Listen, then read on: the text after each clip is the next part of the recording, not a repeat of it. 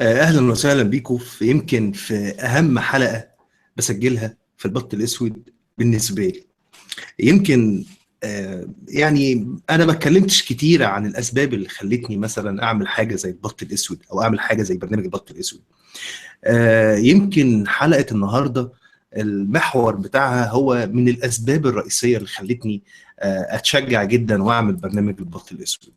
ألا وهو الدفاع عن المضطهدين أو الدفاع عن المستضعفين. هو ده يمكن الأساس أو السبب الرئيسي بصراحة، يعني اللي خلاني أعمل برنامج البط الأسود هو الدفاع عن أي إنسان أو أي شخص يشعر بالاضطهاد.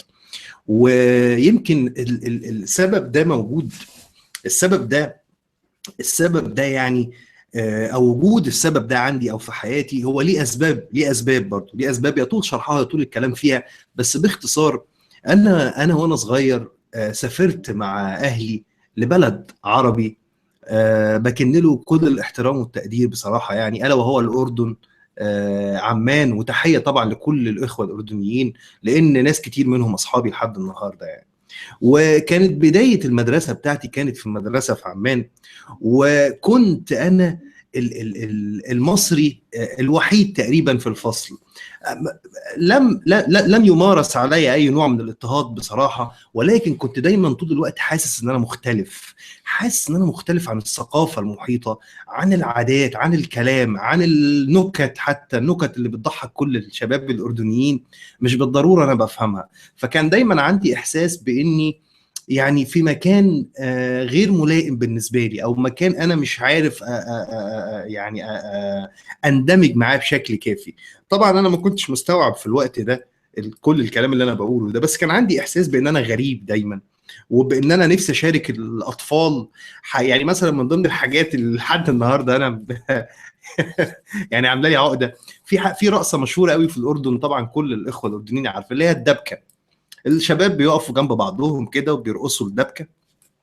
فانا كان عندي مشكله ان انا ما اعرفش، مش عارف ارقص الدبكه. فكان كل اصحابي لما يجوا يرقصوا في اي مناسبه، يعني انا كنت باجد مشكله ان انا ارقص زي ما هم بيرقصوا. وطبعا كل ما اتعلم شكل معين من الرقصات افاجئ في المره الثانيه بطريقه رقص جديده غير اللي انا حاولت اتعلمها واحفظها في المره الاولانيه. فقد ايه بيبقى صعب على الانسان. يعني خلاصه الكلام عشان ما اطولش عليكم ونبدا مع صديقي العزيز جورج بول النهارده في حلقه جديده من البط الاسود. قد ايه بيبقى صعب على الانسان ان يشعر ب يعني ما انا مش هقول ان انا اضطهدت يعني، بس قد ايه بيبقى صعب جدا على الانسان ان هو يحس ان هو ملوش مكان او غير مرحب بيه، او او قد ايه صعب على الانسان الاحساس بالاضطهاد، او بالاحساس بان هو آم، كل اللي حواليه مش يعني مش متقبلينه، او مش فاهمين عاداته، او مش فاهمين ايمانه او افكاره او الى اخره. طبعا لما جيت مصر بقى بعد فتره طويله في الاردن، لما جيت مصر بقيت بقى مصري وسط مصر وسط مصريين. فكان احساس طبعا يعني كان احساس بالنسبه لي احساس جيد. ولو ان كانت المشكله بقى ان انا عشان قضيت فتره طويله في الاردن، فلساني او لهجتي حصل فيها نوع من التغيير. فبجيت هنا بقيت بتكلم بلهجه غريبه غير اللي بيتكلم بيها كل المصريين، فكانت برضو مشكله تانية. بس اللي انا لاحظته بقى لما جيت مصر هو اضطهاد المسيحيين. انا كنت دايما كان عندي مشكله بقى، عقده الذنب بتاعتي، ان انا كنت دايما باشعر ان هناك نوع من الاضطهاد بشكل او باخر بيتم على المسيحيين، او كنت بشوف المسيحي او المواطن المصري مسيحي كنت بشوفه زي ما انا كنت شايف نفسي في الاردن، غريب او اقليه او ماليش اصدقاء. يمكن انا فشلت في ان انا اشرح لكم السبب ده بشكل واضح، ولكن في كلامي النهارده بقى مع جورج بول ح... جورج هيقدر ان هو يسرد لكم حكايته كمواطن مصري مسيحي في مصر. انا اتمنى ان احنا يعني نتفهم او ناخد كلام جورج بول كتجربه شخصيه خاصه. انا بصراحه اتاثرت جدا لما هو احنا انتوا عارفين طبعا جورج مش اول مره يبقى معانا في البط الاسود، سجلت معاه كتير، بس انا اتاثرت جدا بصراحه لما حكى لي حاجات كتير، وقلت له جورج لازم في مره من المرات نعمل حلقه عن كل اللي انت تعرضت له وشفته كمواطن مصري مسيحي عايش في مصر. هو طبعا دلوقتي مش مسيحي ولا حاجه، بس احنا هنمشيها الحلقه النهارده وكأن انا المسلم الكيوت، المسلم يعني اللي هو بيقول على طول المسيحيين دول اخواتنا، وهنمشيها هو مسيحي ونشوف هو عايش ازاي في مصر فتره طويله، ونرصد كل التجربه دي اللي انا شايفها بصراحه يعني نوع يعني مأساة جورج بول. كنت عايز اسمي الحلقه مأساة جورج، بس بعد كده قلت ايه، بلاش الكلام الكبير ده، نقول ايه حكايه جورج بول في مصر. خلونا نرحب بجورج، واسف على المقدمه الطويله دي، ونبدا الحلقه بتاعتنا. اهلا وسهلا يا جورج، انا سعيد جدا بوجودك معايا النهارده يا صديقي. اهلا اسماعيل، انا سعيد اكتر ان انا اكون معاك. بقالنا كتير ما سجلناش مع بعض، فرصة حلوة معاك ومع جمهورك، ويا ريت يعني استمتعوا بالمأساة بتاعتي النهارده. هذا الفيلم المأساوي. انا بصراحه جورج مش عارف، يعني مش عارف ابدا منين، او مش عارف ابدا معاك منين. يعني يمكن الحلقه النهارده غير تقليديه، مش هقول لك بقى انت كنت مسيحي وبعدين سبت المسيحيه ولا رحت الاسلام. الحلقه النهارده مش كده خالص.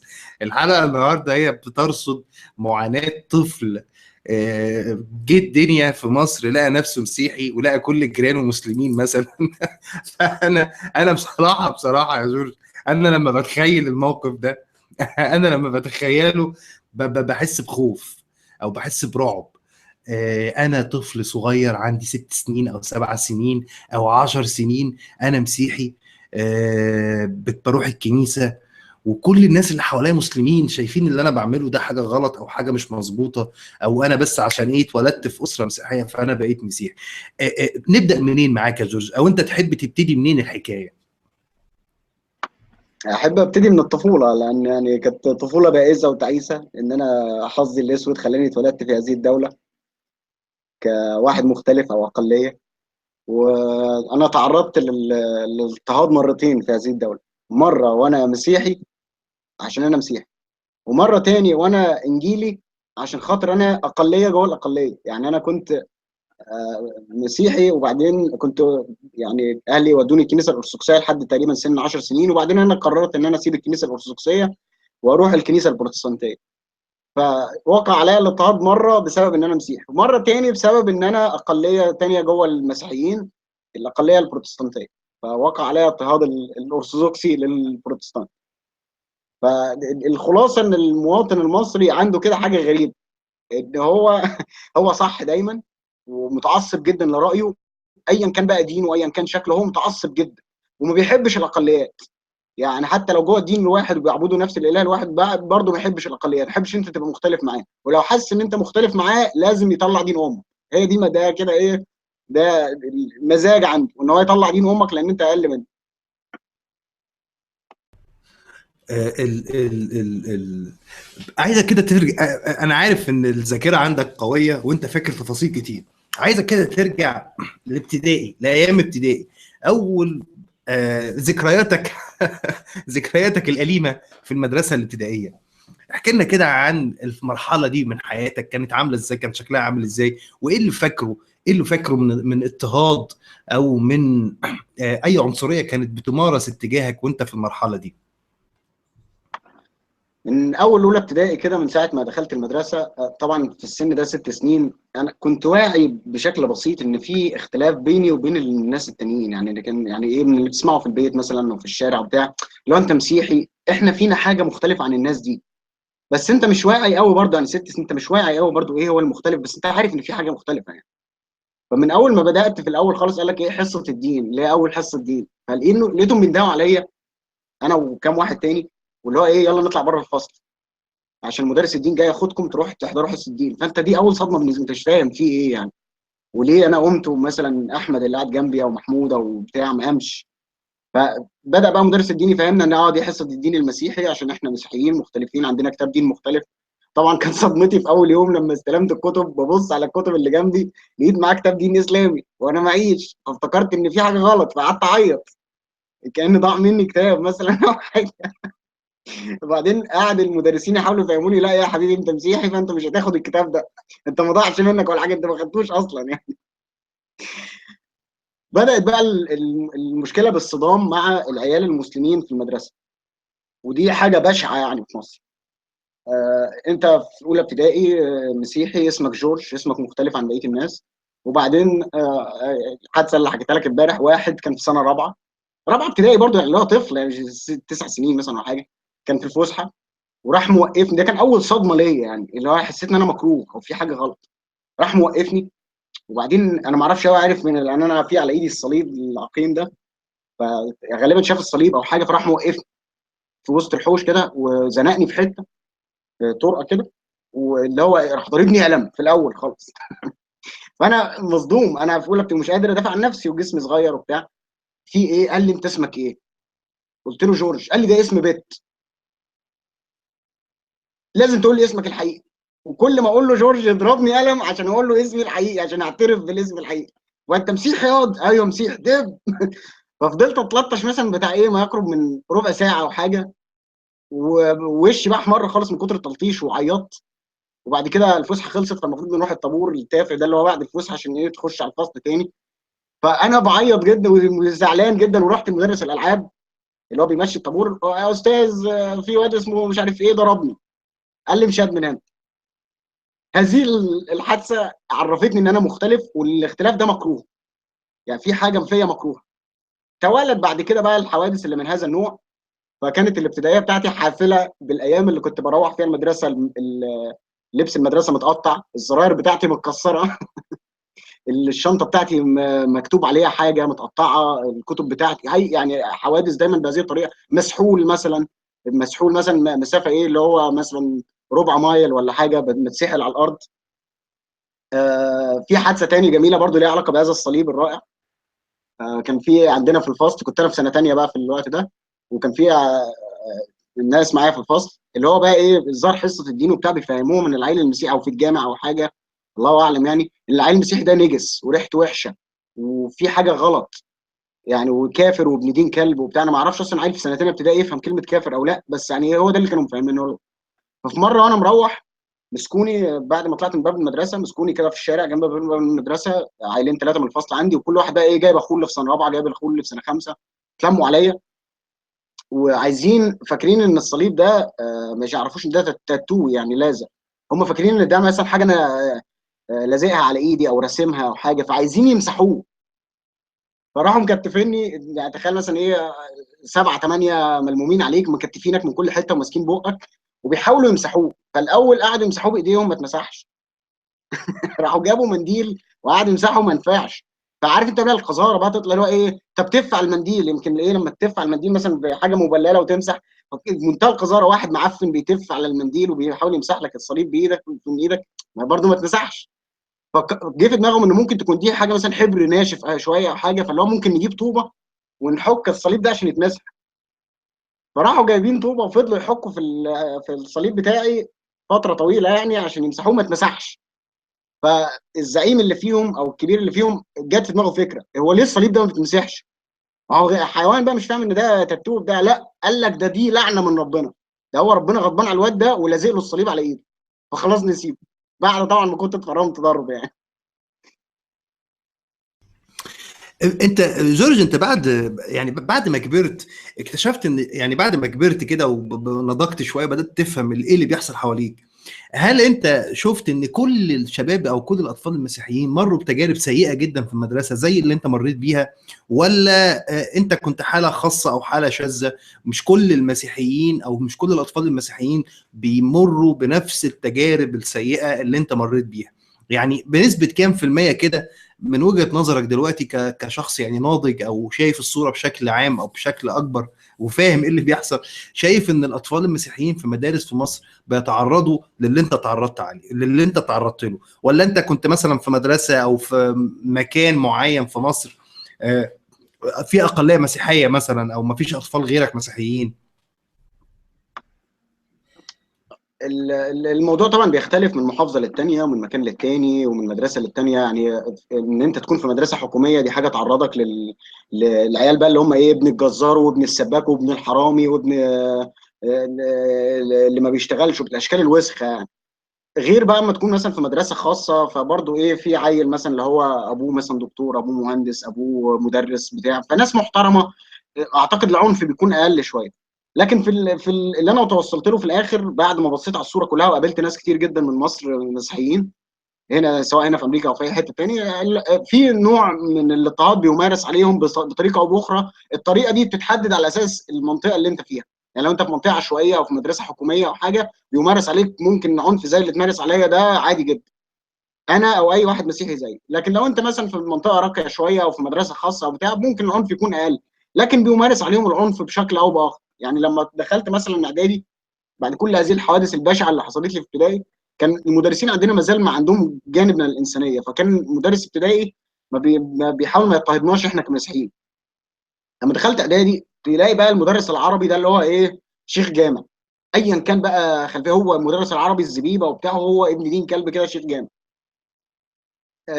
بدأ يمارس علينا عنف بطريقه تانية بقى. اولا طبعا العنف العيال، لان برضه ايه، في نفس المنطقه القذره. مدرسه اعدادي بتاعتي كانت جنب مدرسه ابتدائي، فهي نفس الاشكال الوسخه اللي كانت معايا في ابتدائي هي اللي كانت معايا في اعدادي. العنف تطور، ما بقاش بقى مجرد اطفال بيحاولوا يمسحوا صليب، ولا لا، بقى ضرب.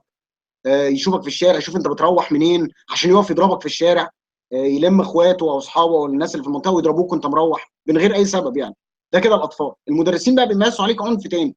يعني اتذكر مدرس العربي في ثانيه اعدادي كان دايما يحب يفتح السيره عن المسيحيين ومعتقداتهم واحنا قاعدين في الفصل. اللي هو احنا ايه، السبعه ثمانيه المسيحيين اللي قاعدين في الفصل، اللي هو عدده مثلا 60 طالب، وهو بيشرح لنا حاجه او بيدينا حاجه مالهاش اي علاقه بالدين. بيدينا مثلا قصه، انا افتكر في ثانيه اعدادي كان عندنا قصه احمس او حاجه زي كده، فاللي هو قصه مالهاش اي علاقه بالدين خالص يعني.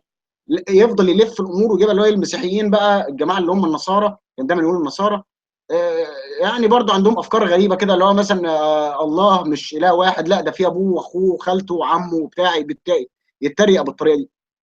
فانت طبعا ما تقدرش تتكلم، لانك لو اتكلمت اولا هيضربك. هو بيمارس العنف الجسدي عادي، ممكن ياكلك قلمين، يضربك، يعمل فيك شيء سيء. ثانيا ممكن يأذيك في الدرجات.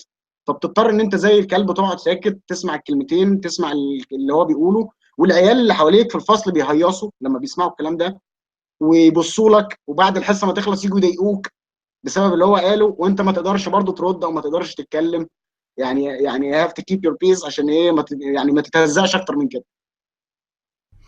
انا افتكر لما خلصت انا خلصت المرحله الابتدائيه في الاردن في عمان، ومش عارف يعني بابايا جه بقى مصر هنا، فانا جيت دخلت اولى اعدادي في مصر. انا فاكر كويس دخلت سنه اولى اعدادي في مصر، وكانت يمكن اول مره ما كانش فيه مسيحيين في الفصل اللي انا كنت فيه او المدرسه اللي انا كنت فيها في الاردن في عمان، ما كانش فيه مسيحيين. فلما جيت دخلت هنا اولى اعدادي في مصر، كانت اول مره بقى اشوف. كانت حاجه غريبه بالنسبه لي يعني، ان انا الاقي عيال في الفصل بيقولوا دول مسيحيين. فكانت حاجه بالنسبه لي، انا مش فاهم ايه الناس دي، انا مش فاهم الناس دي مسيحيين يعني ايه مسيحيين. كانت بالنسبه لي كائنات حاجه مش فضائيه يعني. انا بالنسبه لي كانت حاجه غير مفهومه يعني، مبهمه، حاجه كده مبهمه. انا مش فاهم الناس بتفكر ازاي، ومش عارف برضو ما فيش اي لغه حوار يعني. حتى برضو التعليم هم المدارس والتعليم هم سبب كل اللي بيحصل ده. لان انا فاكر انا ما بداتش يمكن اعرف يعني ايه مسيحيين ويعني ايه مسيحيه الا متاخر يعني، بجد. انا يعني في ناس ممكن تكون بتضحك على الكلام ده او مش مصدقه، بس انا فعلا ما فهمتش يعني ايه مسيحيين او يعني ايه مسيحيه الا من فتره قريبه. فكنت بشوف بقى واحنا مروحين في المدرسه او مروحين من المدرسه، كان في عيال صحابي بقى اللي هو بلعب معاهم كوره او في الفصل او اصدقائي المقربين يعني، الشله اللي انا بروح معاها وبمشي معاها، كانوا يقعدوا يتريقوا على المسيحيين او يسخروا من المسيحيين بطريقه معينه. انا مش فاكر تفاصيلها، بس طبعا بالاشارات. انا افتكر مع ان انا ذاكرتي يعني مش جيده، ولكن انا افتكر منظر واحد صاحبي كان حتى بالمناسبه اسمه حسام.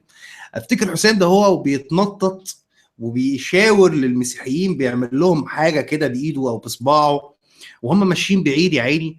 وهو انا كنت منظره كان حاجه غريبه بالنسبه لي. انا مش عارف هو ليه بيعمل كده، ومش عارف كمان هو قصده ايه بالاشارات دي. انا ما كنتش فاهم، وزي ما تقول كنت محرج يعني، محرج اساله او محرج اسال اللي انت بتعمله ده معناه ايه يا حسام. انا يعني لان العيال اللي حواليا فاهمين هو بيعمل ايه او بيضحكوا او بقى. انا بالنسبه لي كان الموقف او المشهد بالنسبه لي كان غريب، غير مفهوم على الاطلاق.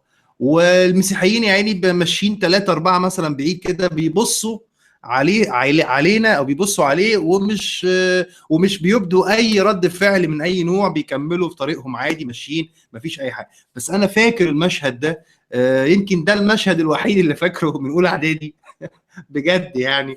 لان بعد كده بقى بعد ما خلص اولى اعدادي انا رجعنا مره تانية الاردن في عمان.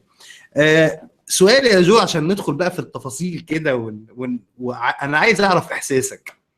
انت احساسك ايه في اعدادي لما كان مدرس اللغه العربيه انت قول لي مثلا لما تبقى عارف ان ايه، افتكر كده انت دلوقتي في حصه لغه عربيه جايه، احساسك ايه وانت مستني الاستاذ لغه عربيه يخش يديكوا حصه اللغه العربيه وانت قاعد في الفصل؟ وهل كنت بتتوقع ان هو هيتطرق لحاجه زي كده؟ هل كانت حصه لغه عربيه بالنسبه لك هم او مصدر قلق او مصدر ازعاج او مصدر خوف؟ كلمنا عن احساسك كده قبل الحصه ما تبدا واثناء الحصه ما هي شغاله. طيب في جزء بس بسيط يعني على السؤال اللي فات، ان يعني يمكن انا حصل معايا زياده عن بعض المسيحيين، لان انا كنت ببمبك، والعيل اللي بيبمبك ده بياكل على فاه زياده. يعني عارف انت في عيل مسيحي اللي هو كتيان على الاخر بقى، اللي هو ما بيبخش، فممكن مثلا يتلسع على مين ويمشي، او يتعمل فيه زي صاحبك ما كان بيعمل ويمشي. انا كان ممكن ايه يعني ابمبك شويه، اللي هو ليه كده، طب بتقول كده ليه؟ فكان بيتحط عليها زياده، لان انت ايه مجرد ان انت تفكر ان انت تبمبك او ترد او تقول له طب ليه كده يا كابتن مثلا ولا بتاع، لا ايه كده بيطلع دين امك زياده عن اللزوم. حكايه بقى المدرس، طبعا المدرس العربي ده كنت بكرهه تماما، بكرهه كره عنيف، يعني مش عايز اشوف وش دين امه خالص. وحصه العربي دي بالنسبه لي كانت يعني هم مش عايز يتزاح، ونفسي اخلص السنه دي عشان ما اشوفش وش دين امه تاني، ويجي لنا مدرس عربي يمكن يكون افضل منه سنه يعني، او افضل منه حالا. فكان هم طول الوقت، لان انت عارف قبل الحصه ما تبتدي ان هو جاي، وان هو هيقرفك، وان انت مش هتقدر ترد. عارف انت احساس القهر، انت مقهور طول الوقت وعارف ان هو هيجي يقهرك. والمشكله بقى العربي دي ماده بنت دين كلب لازقه كده، اللي هو ايه مش مثلا زي حصه الرسم مره في الاسبوع، لا ده كل يوم، وساعات حصتين في اليوم. فانت يعني الاسبوع كله بالنسبه لك قرف، انت كل يوم لازم تشوف خلق الدين امه، ولازم يقرفك، ولازم انت ما تردش برضه، لانك لو رديت هتجيب لنفسك مشكله. وبعدين تروح البيت تحكي مثلا لاهلك في البيت اللي هو ايه، مدرس العربي قال كذا النهارده، يقول لك اوعى ترد، اوعى تتكلم، خليك في حالك، خليك جنب الحيط. فانت برضه بيراقبوك زياده، يعني مش اللي هو بيحسسك ان لا عيب وبتاع وكده غلط، وحاول تتكلم او تاخد حقك او تقول له كده غلط، او احنا نيجي نتكلم. لا اللي هو ايه برضه المسيحي اللي في مصر اللي هو من كتر ما هو خد على قفاه عيني مش قادر ينطق. فاهلك في البيت يخوفوك اكتر، لا لا اوعى تتكلم، اوعى ترد، اوعى تقول، خليك في حالك، خليك زي الباقيين. اصحابك الباقيين بيعملوا ايه؟ بيسكتوا، طب خلاص اسكت زيهم عشان ما تجيبش لنفسك المشاكل. فيعني كانت مأساة بنت وسخ. مم. انا بصراحه كل ما بتخيل نفسي، اولا بس عشان الناس اللي بتشتم او فاكريننا بنهاجم الاسلام، على فكره انا اهلي مسلمين وبحبهم جدا وبعزهم جدا، وانا ما عنديش مشكله مع المسلمين. بس عشان الناس اللي بتحاول يعني تروج لفكره ان احنا بنهاجم الاسلام والكلام ده، احنا ما انا ليا اصحاب كتير مسلمين وانا اهلي مسلمين يعني، فبلاش الصيغه دي. احنا بنتكلم على يعني على واقعه او حاجات بتحصل فعليا في مجتمعاتنا، هي بتبقى السبب في النهايه او بتبقى بيئه حاضنه للتطرف وللارهاب وللقله الادب. فاحنا بنحاول يعني لحد امتى هنفضل دافنين راسنا في الرمال زي ما بيقولوا؟ مش لازم نتكلم عن الوسخات اللي موجوده عندنا، بغض النظر بقى مين اللي بيتسبب في هذه الوسخات او مين السبب او بتتعمل ليه. فاحنا لازم على الاقل نتكلم فيها ونناقشها عشان تبقى بدايه حل او بدايه خروج من حاله الاحتقان اللي احنا عايشينها في مجتمعنا.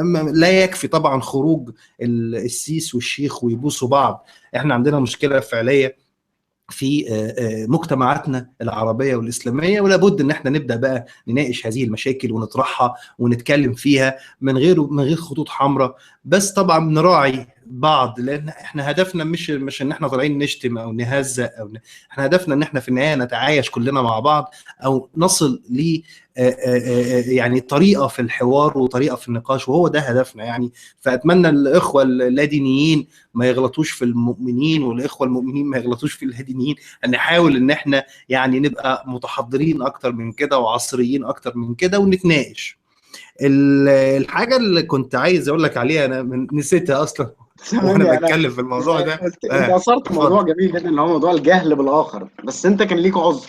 يعني انت قعدت بره مصر فتره، وقعدت في الاردن مثلا، ومفيش مسيحيين خالص في المنطقه اللي انت فيها، مفيش كنيسه، مفيش اي حاجه. فانت مفيش اي معلومات عن، يعني مفيش طرف اخر انت تعرف عنه معلومات، انت ما بتشوفهمش اصلا. لكن لما تكون في شارع واحد، في مكان واحد، في مدرسه واحده، مع واحد مسيحي غالبا مولود في نفس اليوم اللي انت مولود فيه، وبرضه ما زلت ما تعرفش حاجه عنهم خالص. انا كان معايا ناس في ابتدائي مولودين معايا في نفس الشارع، وبنروح نفس المدرسه مع بعض، بس هو متخيل ان انت كمسيحي، هو عارف ان انت مسيحي فانت مختلف، بس هو مش عارف ايه الاختلاف. هو متخيل ان انت زيك زيه بالظبط في كل حاجه، فبتعمل نفس حتى العبادات، نفس الصيام، نفس الصلاه، نفس كل حاجه. لكن انت عشان مسيحي، عليك غضب الهي كده اسمه مسيحي، فعندك واجبات زياده ناحيه الدين ده. او يعني اللي هو كان في مثلا موقف ده يوضح يعني مدى الجهل بتاع الاطفال. افتكر كنت في سنه ثالثه او رابعه، وكان في واحد ساكن في الشارع بتاعنا مولود في نفس اليوم اللي انا مولود فيه، وبنروح نفس المدرسه مع بعض. انا طبعا كنت بترعب من المسلمين تماما، وما كانش ليا اي اصحاب مسلمين، فهو كان بيحاول يتودد لي يعني ويكلمني. فمره واحنا ماشيين، كان قرب عيد الاضحى، هو بيحكي لي ماشي لقيته ماشي جنبي كده، مروحين في نفس الطريق لان احنا ساكنين في نفس الشارع. فبيقول لي العيد مش عارف كمان كام يوم، فاحنا بقى هنذبح خروف. فقلت له طيب. قال لي انتوا بقى عشان مسيحيين هتذبحوا بطه او وزه، اكيد مش هتقدروا تذبحوا، مش بتذبحوا خروف، انتوا بتذبحوا بطه او وزه. يعني هو متخيل ان احنا بنحتفل بنفس العيد، بس لان احنا مسيحيين ما بنذبحش خروف، بنذبح بطه او وزه، يعني حاجه مختلفه. رمضان مثلا، اللي هو ايه رمضان، فاحنا يعني انت ازاي مش صايم؟ يجي يسالك انت ازاي مش صايم؟ انت بتشرب ميه ليه؟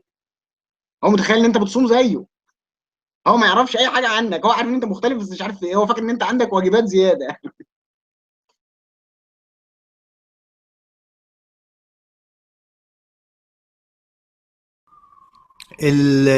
النقطة اللي أنت وقفت عندها دي يا جورج فعلا نقطة مهمة، وهي الجهل بالآخر. ويمكن دي نقطة برضو كنت أنا حابب أسيرها جدا. ودي نقطة عايز أتكلم معاك فيها، ويا ريت كمان الشباب اللي بيتابعونا بيتفرجوا علينا برضو يحاولوا يتكلموا عنها، هي الجهل بالآخر.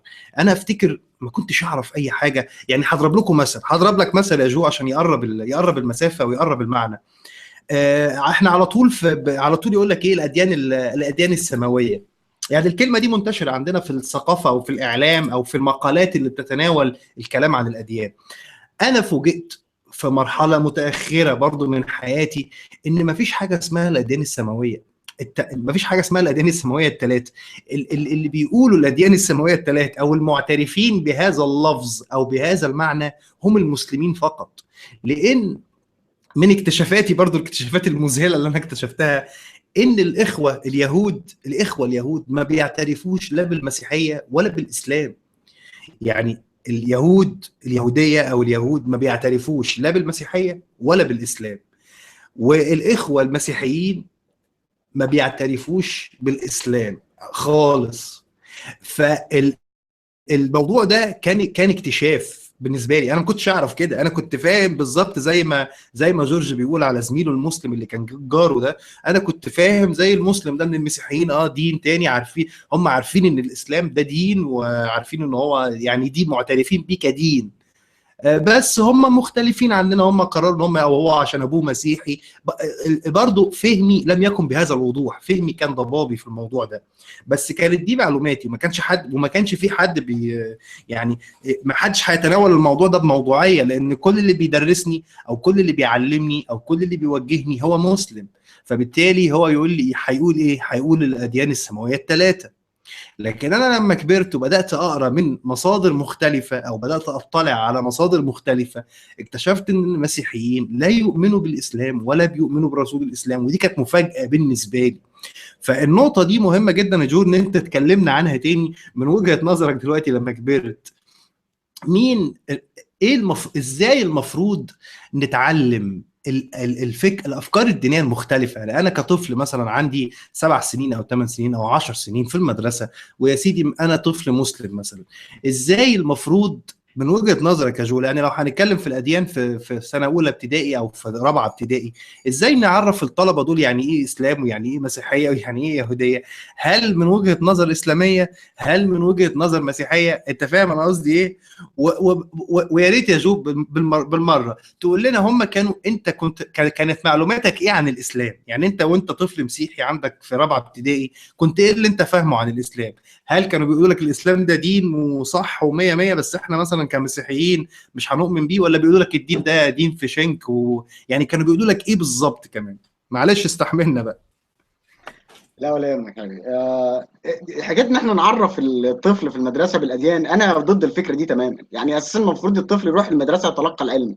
عايز بقى انت تعرف الدين، تعرف الاديان الاخرى بقى في اي مصيبه بقى، في الجامع، في الكنيسه، في اي مصيبه تانية. لان المدرسه ما هياش اداره دينيه يعني، او مكان ديني تتلقى فيه التعاليم الدينيه.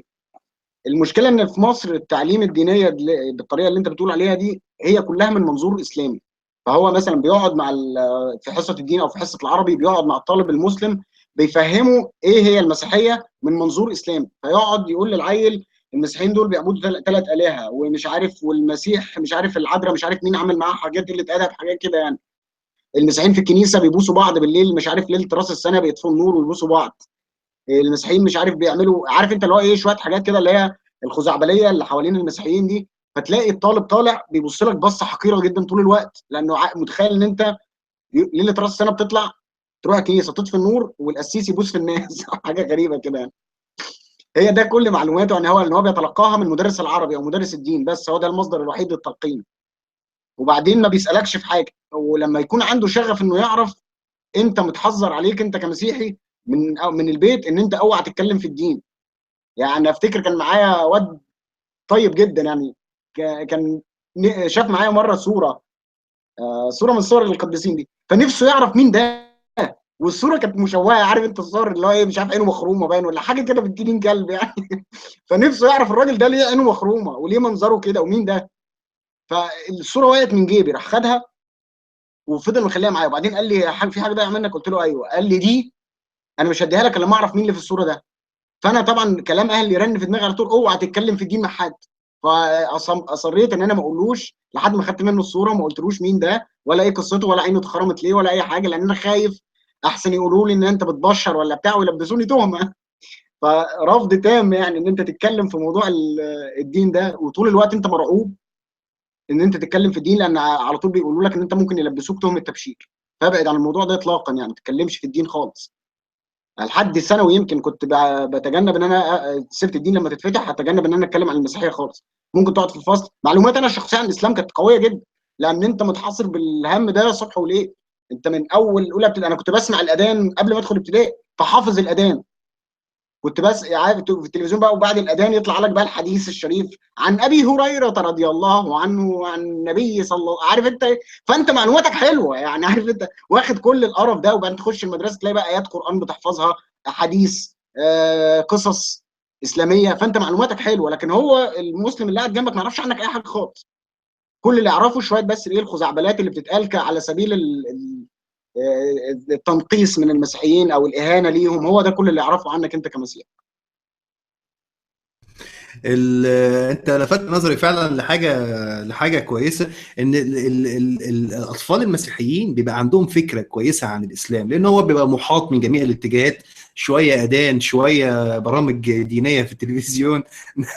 ده غير ده غير شهر غير شهر رمضان الذي انزل فيه القران.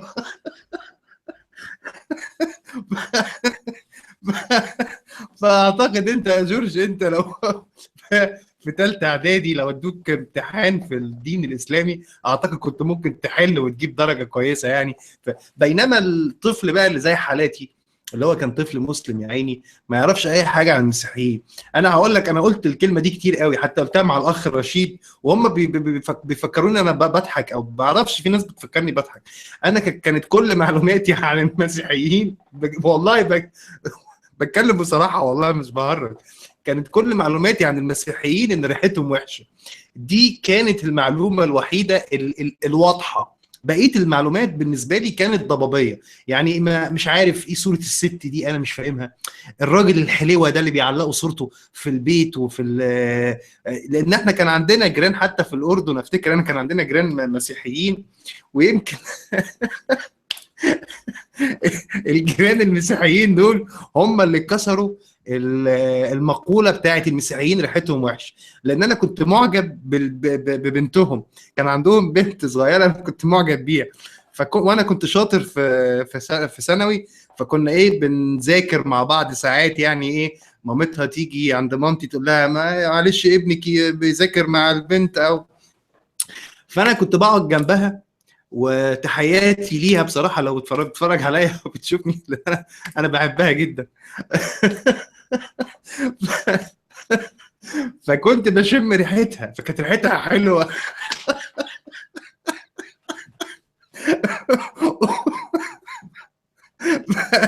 فانا قاعد جنبها كده وبايه وبشم، يعني عايز اتاكد. فالبنت كانت ريحتها بصراحه كان ريحتها جميله، كانت ريحتها مش حلوه، ريحتها كانت جميله يعني. ف... فبدات اشك في المعلومه دي، يعني بدات اشك فعليا في المعلومه دي لما كنت اعدي بقى من جنب بيتهم، او كان في بيت تاني ناس مسيحيين، عمال مصريين مسيحيين، كنت انا بعدي جنب البيت، فانا كنت اشم ساعات ايه ريحه طبيخ. بتبقى ريحه، انت عارف انت البيوت المصريه بيبقى كل بيت كده، انت في بيتك بتبقى متعود على ريحه طبيخ معينه، لو مشيت جنب بيت تاني بتلاقي ريحه طبيخ بس ايه مختلفه شويه، يعني ما بتبقاش بنفس النكهه بتاعت مامتك في البيت عندك. فانا هم كانت ريحه الطبيخ بتاعتهم ريحه مختلفه عن ريحه الطبيخ عندنا، ولكن انا من كتر المعلومه دي ما اتكررت على مسامعي، لا ريحه المسيحيين وحشه، ريحه المسيحيين وحشه. انا كان بيتهيالي ان ريحه الطبيخ دي هي دي الريحه الوحشه اللي المقصود بيها. وكنت بكلمك بصراحه. ما بيقول لك المثل، يقول لك ايه، الزن على الودان امر من السحر. فانا اتقالت لي الكلمه كتير، فانا بدور على اي حاجه تثبت لي ان ريحه المسيحيين وحشه. بس كانت بصراحه كانت البنت دي ريحتها حلوه. فدي يمكن كانت اول مره اشك بقى في الايه في المقوله دي او في المعلومه دي. فانا فعلا كطفل مسلم ما كانش عندي اي معلومات عن المسيحيه. طيب معلش انا سؤال يمكن سالته وانت رديت عليه، بس انا الرد ما وصلنيش يا جو. الاطفال الصغيرين اللي هم يا عيني يقول لك ده مسيحي ده مسلم، دول ازاي ممكن الاطفال دي لو تلقوا تعليم ديني ازاي ممكن نديهم التعليم الديني ده؟ مع انا عارف ان انا وانت ضد التعليم الديني اصلا، وضد ان احنا نعرف اي دين للاطفال، ولكن لو احنا مفروض علينا خلاص ان المسلم هياخد اسلام في المدرسه وان المسيح هياخد مسيحيه في المدرسه، ازاي ممكن نطور ده او نجعل من ده يعني نجعل من واقع ده خفيف على الاطفال الصغيره يا عيني؟ والمعاناه احنا كنا بنعاني يا جورج، انت كنت بتعاني وانا كنت بعاني واحنا اطفال. ازاي ايه اللي ممكن نعمله للاطفال دي بحيث ان احنا يعني ما نخليهمش يشوفوا اللي احنا شفناه انا وانت في المدارس واحنا صغيرين؟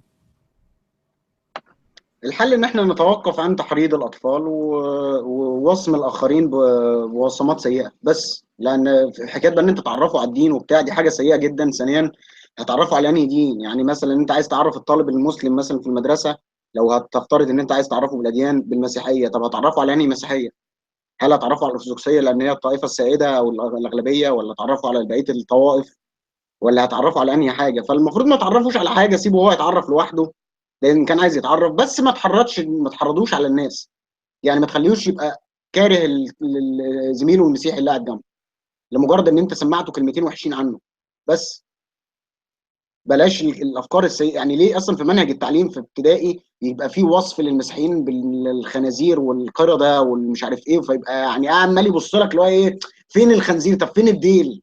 طب فين الديل بتاع القرد اللي عندنا؟ انت قرد مثلا او خنزير؟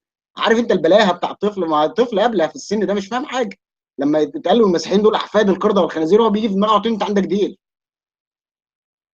فليه اصلا ان انت تقول ايات زي كده؟ لو هتدي له حصه دين ما تقول له ايات، يعني ايات مثلا بقى حرام السرقه، حرام القتل، حرام مش عارف ايه، بس يعني ده تعليم ديني كده على قده ويعرفهم مبادئ كويس. ليه بتكلموا عن الناس التانيه انا كنت حافظ الفاتحه وانا في سنه اولى ابتدائي اكتر من المسلمين اللي كانوا قاعدين في الفصل.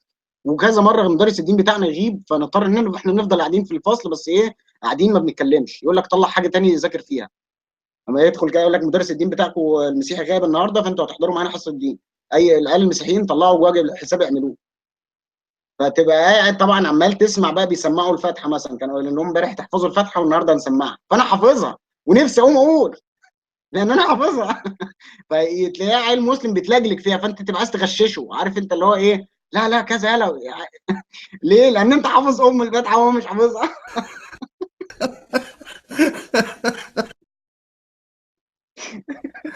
اه طيب، آه، ننط نطه كده بقى على علاقه الولد بالبنت.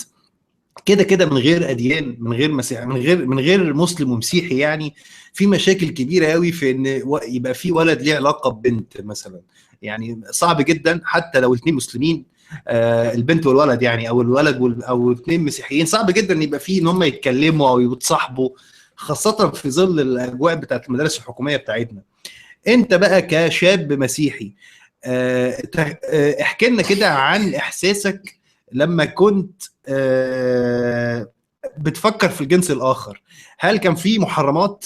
ما ينفعش تقرب مثلا من بنت مسلمه؟ لا ممكن تسلم عليها؟ لا ممكن تحب بقى بنت مسلمه ولا مش ممكن، ولا ده ممنوع؟ كان بيقولوا لك ايه في البيت او في الكنيسه؟ علاقتك ايه بالبنات؟ احكي لنا كده انت احساسك ايه كشاب في مرحله المراهقه مع الجنس الاخر في المجتمع. ان الموضوع بدا معايا من قبل المراهقه، بدا معايا من الثانيه ابتدائي، لان عارف انت اللي هو إيه، داخل الفصل، فالفصل عندنا كان مشترك، يعني المدارس الابتدائيه معظمها مشتركه الحكوميه في مصر. فاول ما دخلت طبعا انا ما اعرفش الفرق وما اعرفش ان في محرمات. وانا في الفصل في مثلا نسمه عجباني، انا فاكر نسمه كانت جميله جدا، مسلمه بس ما كانوش بيلبسوها حجاب ولا حاجه، كانت عادي شعرها عادي يعني، بس انا عارف ان هي مسلمه لان هي بتحضر حصه الدين الاسلامي. بس عجباني جدا نسمه وعايز اتكلم معاها، فرحت لامي قلت لها ايه، انا بحب نسمه وعايز اتجوزها. وانا في سنه ثانيه ابتدائي. فامي قالت لي نسمه دي بقى اسمها نسمه ايه؟ قلت لها اسمها نسمه محمد. قالت لي اوعى تيجي جنبها لان دي هتعمل لك مشكله، بس ايه ما فسرتش. فانا ما اقتنعتش. رابعه ابتدائي جت عزه، فعزه برضو عجباني جدا، قمر بقى يعني. فقلت لها انا عايز اتجوز عزه. فراحت بقى فهمتني بقى ان ايه دي بقى بلوى سودا، ان انت تيجي ناحيه بنت مسلمه دي لان هم ممكن يلبسوها لك ويعملوا لك، وقعدت بقى تقول لي هيأسلموك ويطلعوا دين امك وبتاع فانا طبعا اترعبت. فبطلت اتكلم مع عزه خالص، مع ان عزه كانت بتيجي تكلمني عادي يعني، بس انا خفت بقى. قلت بقى لحسن ايه يلبسوهاني ولا بتاع. طبعا طفل ساذج في رابعه ابتدائي مش فاهم اي حاجه. قالوا له هيلبسوك عزه، فقال لك لا يا عم، يعني انا عايز اتجوزها بس مش عايز اتضرب ولا اتسحل ولا اطلع دين امي يعني. فخلاص بقى عزه، طب اعمل ايه يا ماما؟ قالت لي يعني ايه اتكلم مع البنات المسيحيين. في الفصل عندنا كانش فيه الا بنتين وحشين، بنتين مسيحيين وشكلهم وحش. فانا قرفان منهم يعني، انا مش عايز يبقى لي علاقه بيهم، انا عجباني عزه وعجباني نسمه، عارف انت. لكن طول الوقت انا قاعد مش يعني نفسي اتكلم مع عزه، نفسي اتكلم بس خايف. وبعدين اجي اتكلم مع بقى ايه كريستينا ولا بتاع كريستينا شبه ابوها، يعني ناقصها الشنب وبقى ايه تبقى فحاجه تقرف يعني. فانت قاعد طول الوقت خايف. لحد ابتدائي ما خلص ورحت الكنيسه بقى، يعني في اعدادي بدات اروح الكنيسه اكتر، وبقى في مثلا نادي في الكنيسه او حاجه، فلقيت بنات مسيحيين شكلهم حلو هناك. قلت خلاص ايه خلينا هنا، سيبك بقى من عزه ونسمه والحاجات دي. وطبعا عزه ونسمه لما دخلوا اعدادي لبسوا الحجاب وبقوا في مدارس بنات وبتاع، فخلاص يعني انقطعت العلاقه. طبعا في مرحله الشباب بقى والمراهقه، طبعا هذا الرعب اللي اتعمل لي في ابتدائي خلاص بقى بخليك تخاف، ان انت حتى يعني لما تدخل كليه مثلا تخاف تتعرف على واحده مسلمه. يعني اول السنه كده وبتاع وكليه جديده والناس بيتعرفوا على بعض، انت تشوف لو في واحده لابسه حجاب تقطرها كده من على بعد 2 كيلو تجري، انت مش عايزها تيجي ناحيتك خالص. ولو جت مثلا تسالك على ورقه ولا سيكشن ولا بتاع، اللي هو ايه عينك في الارض ووشك الناحيه الثانيه وتقول لها كلمتين بسرعه عشان تقول، لان انت خايف يلبسوها لك. انت خلاص انت مرعوب منهم تماما يعني. يعني ايه معلش يا جورج، يعني ايه يلبسوها لك؟ ممكن توضح لنا الكلمه دي معناها ايه؟ انا ما فهمتهاش طبعا لما دخلت ثانوي بقى وبتاع وفهمت يعني ايه يلبسوها لك. يعني ممكن فلانه دي اسماء بقى ولا دعاء ولا بتاع تقول لك انا حملت من الواد ده والواد ده نام معايا، لبستها انت كده كده ايه لازم تغير بطاقتك وتبقى مسلم، لانك ممنوع تتجوز واحده مسلمه وانت مسيحي. لازم ياسلموك ويغيروا لك بطاقتك ويدوا لك اسم اسلامي وتتجوزها، هيلبسوها لك يعني. خصوصا العالم بقى اه. الرجال اللي عنده ايه مثلا 7000 بنت، فعايز يخلص منهم يعني، فهيروح ملبسها لك، بس انت هتاسلم بقى. مم. يعني هو دي الحاجه الوحيده، دي الحاجه الوحيده اللي كانت مخوفاك، ولا كانت في اسباب تانية؟ طبعا انت قلقان برضو طول الوقت، لان انت لو اتكلمت مع واحده مسلمه ممكن الشباب المسلمين ما يرتاحوش او ما يعجبهمش ان انت واد مسيحي كفتة صرباع ريشه صليب الحله بتتكلم مع الاخت المسلمه، مع انك بتتكلم معاها مثلا بينك وبينها 2 متر، واللي هو ايه لما بتيجي تديها ورقه مثلا بتبقى ماسكها بمشبك كده وبتاع عشان ايه ما تلبسش ايدها ولا حاجه تبقى بلوه سودا. بس برضو الشباب المسلم اللي هو ابو دقن اللي هو تبع جماعه النور العلم بقى ونور الاحا وبتاع، ده قاعد نقرك اللي هو انت جيت جنب الاخت اسماء مثلا انت عايز حاجه ممكن يجي يكلمك، يعني لو احنا شفناك بتتكلم مع الاخت فلانه مثلا في حاجه، فاللي هو لا والمصحف مفيش يعني هي اللي جت كلمتني وانا ما كنتش عايز اكلمها انا اسف. يا حبيبي يا حبيبي. اه. مأساة مأساة مأساة حقيقية. طيب، نرجع بقى شوية كده، عشان في ناس برضو أنا كنت بتلخبط في الموضوع ده لحد فترة قريبة. أنت كنت أرثوذكسي ولا كنت بروتستانتي؟ وإيه الفرق ما بينهم؟ عشان في ناس بتتفرج علينا ويمكن ما تعرفش إيه الفرق ما بين الاتنين دول. أنا شخصيا ما كنتش أعرف الفرق ده إلا برضو من فترة قريبة. أنت كنت أرثوذكسي ولا بروتستانتي؟ وإيه الفرق ما بين المذهبين دول؟ المذهب الارثوذكسي هو المذهب السائد في مصر، مذهب الاغلبيه زي كده السنه دول الاغلبيه، والمذهب البروتستانتي ده اللي هو ايه شويه كنائس كده صغيره، الكنيسه المعمدانيه، الكنيسه الرسوليه، الكنيسه الانجيليه المسيحيه، عالم كده غلابه وعددهم قليل جدا في اي محافظه وعارفين بعض كلهم وحاجه كده ايه يعني في عدايه يعني. انا لما بدا اهلي يودوني كنيسه ودوني كنيسه ارثوذكسيه، مع ان ابويا كان ملحد، بس اللي هو ايه الواد هيروح الكنيسه خلاص يروح الكنيسه اللي احنا عارفينها. رحت الكنيسه الارثوذكسيه لغايه تقريبا سن 10 سنين، بدايه 11 سنه. فكنت بقى ايه اللي هو كنت خايف جدا من مبدا ان انت هتروح النار، فطبعا بدات اندمج في العقيده قوي عشان ما اروحش النار، لدرجه ان انا وانا في سنه 5 ابتدائي كنت عايز اطلع قسيس، لان انا اكتشفت ان ده الطريق الوحيد للخلاص، لو طلعت قسيس هتبقى مغموس في الدين مش تعمل اي حاجه تاني فتروح الجنه، لانك لو رحت النار تبقى مصيبه. ففضلت بقى في الكنيسه من سنه ثالثه ابتدائي مثلا ولا حاجه بروح بقى الكنيسه وبحضر اجتماع الشمامسه وعايز ابقى شماس ومش عارف ايه ومندمج جدا في العقيده.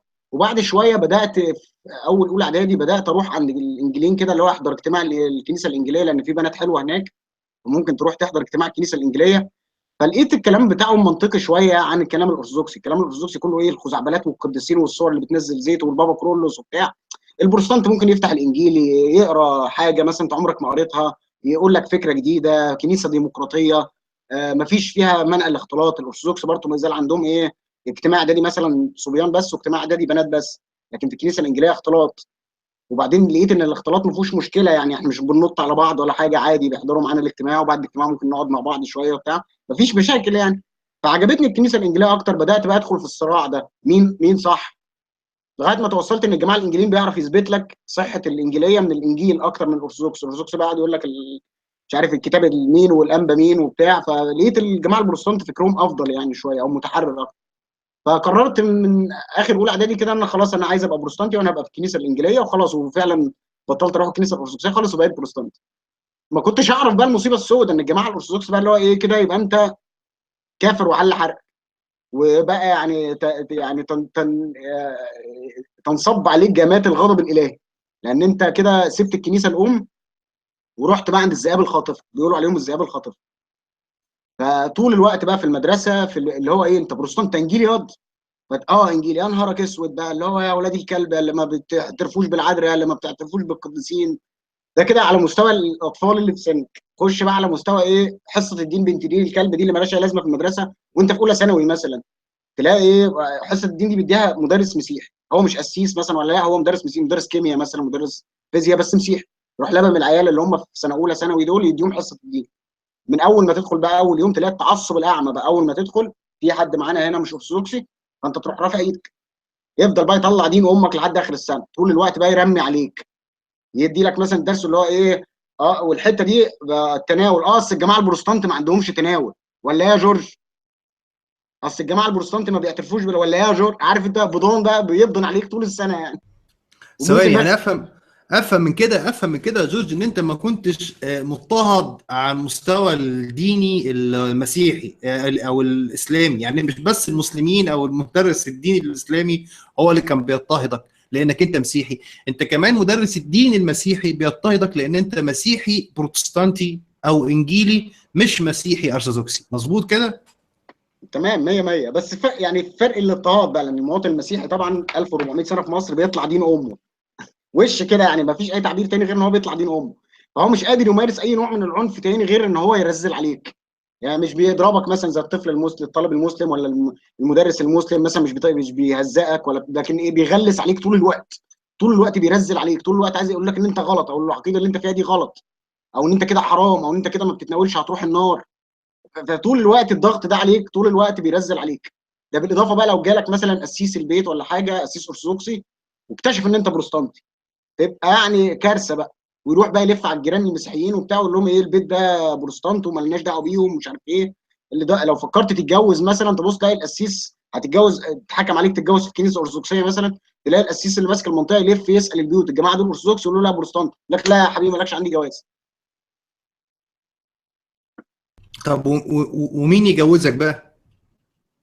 لازم بقى تروح ايه، تبوس الايدين والرجلين، ومعلش وانا اسف وانا ابن دين كلب وانا حمار وانا ما بفهمش حاجه، وانا سبت الكنيسه وهرجع لها تاني، عشان يرضى يتعظم ويقول لك طب خلاص تيجي تعترف عندي مرتين ثلاثه ومش عارف ايه، عشان يتاكد ان انت ايه، قطعت عرق وسيحت دمه، يعني خلاص ما تروحش الكنيسه الانجيليه تاني.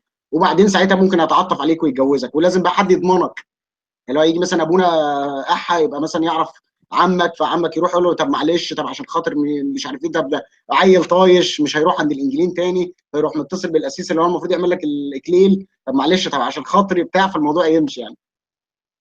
طب انت معلش يا جورج، طب انت ليه ما تروحش الكنيسه الانجيليه او الكنيسه البروتستانتيه وتتجوز من خلالها؟ يعني ايه المشكله؟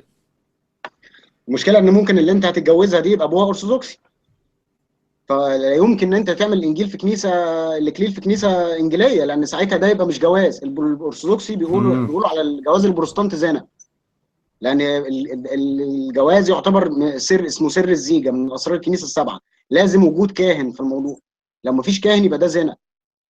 فاقول لك انت هتاخد بنتي تعيش معاها في الزنا؟ لا، لازم تتجوز في كنيسه ارثوذكسيه. انت بقى حل مشاكلك معاهم وبعدين ارجع لي لما تبقى ايه، لما يرضوا عنك. افهم من كده لو كانت العروسه انجيليه او والد العروسه المسيحيه دي كان انجيلي او بروتستانتي، كده ما فيش مشكله بقى، انتوا الاثنين تتجوزوا من خلال الكنيسه الانجيليه وما ما تبقوش محتاجين خالص الكنيسه الارثوذكسيه، مظبوط؟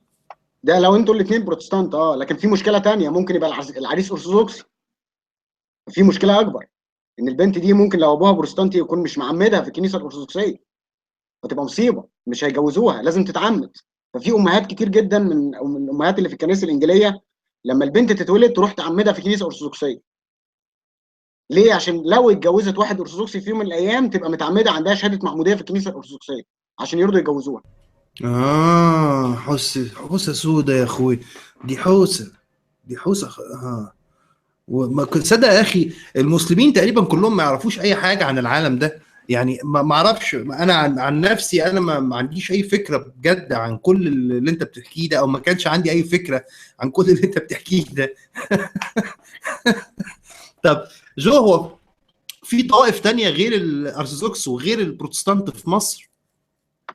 في جماعه كاثوليك كده قليلين جدا، ودول غالبا بتلاقيهم علية القوم. يعني الجماعه الكاثوليك بتلاقيهم يعني اغنى ناس في المحافظه واغنى ناس في المنطقه، واكتر ناس في حالهم خالص، وقليلين جدا ومع بعض مترابطين وما تعرفش عنهم كتير يعني. وصعب جدا يعني، هم بيحبوا طبعا ان انت تروح عندهم الكنيسه تحضر الاجتماع وبتاع، بس عشان تبقى واحد منهم لازم تبقى في نفس المستوى الاجتماعي عشان تتقبل في وسطهم. امم هم فين بقى فين المسيح بيحبك، وفين المسيح بيودك، وفين يعني فين المقولة دي من كل اللي بيحصل ده؟ ايه لا ده تعليقك، ايه بلح، تعليقك ايه ده بلح. تعليقك؟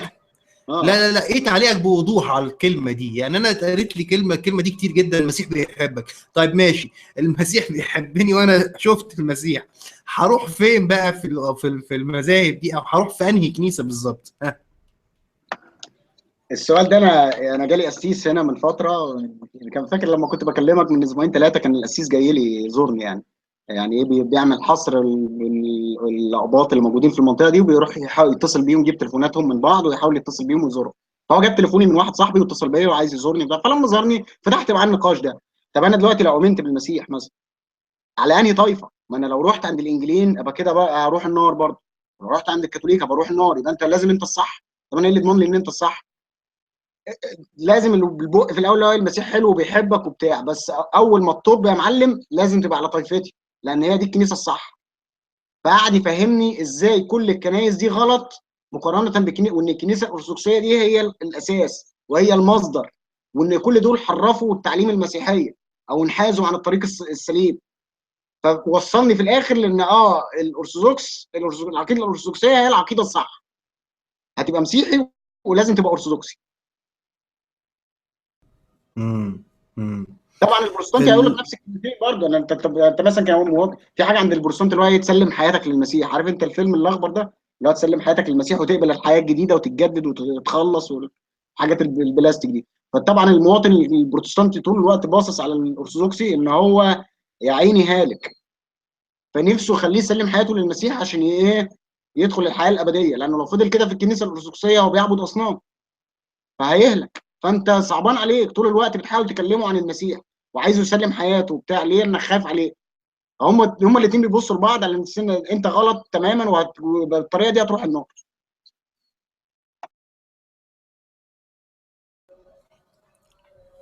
كبرت وعديت ابتدائي وعديت اعدادي وثانوي ودخلت الجامعه.